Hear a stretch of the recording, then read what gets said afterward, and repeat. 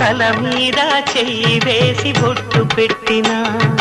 తాళి బొట్టు మెడను కట్టి బొట్టు పెట్టినా తల మీద చెయ్యి వేసి బొట్టు పెట్టినా తాళి బొట్టు మెడను కట్టి బొట్టు పెట్టినా సన్ని కళ్ళు తొక్కినా సప్తపదులు మెట్టినా సన్ని కళ్ళు తొక్కినా సప్తపదులు మెట్టినా మనసు మనసు కలపడమే